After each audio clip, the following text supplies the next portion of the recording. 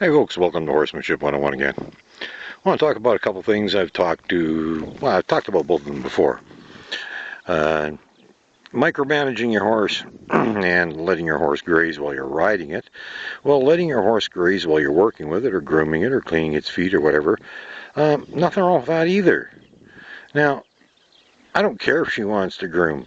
Or graze, sorry, while I'm grooming her, because, I mean, hey, I'm brushing away, she's happy and relaxed, she's doing her thing, it makes it all a good deal, and you know what, it makes no difference to me, because what do I care? It doesn't affect what I'm doing, and if I really want to, all I got to do is ask her for attention, and she's focused right back on me again.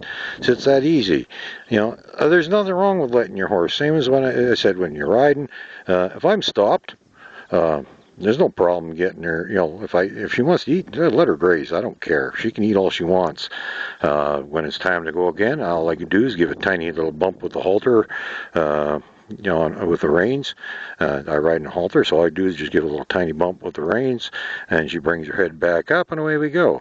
Same thing when I'm working with her on the ground. If I'm doing ground work, cleaning her feet, grooming her, anything I'm doing with her, if she wants to graze while I'm doing it, I don't care, because I know that any second I want, I can get her back. So don't be so friggin' anal about stuff, you know. Make a compromise.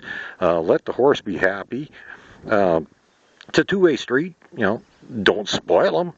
They got to know that when you say, hey, enough's enough, it's time to pay attention, they got to pay attention. But, man, you don't have to be a control freak and hang on to their face the entire time that you're with them.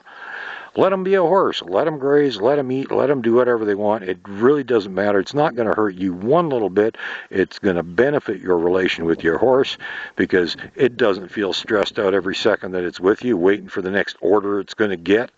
And, look at this. You know, all I got to do is just ask her for her head, and there. It's right there again. She's paying attention. She's right back in the game, you know.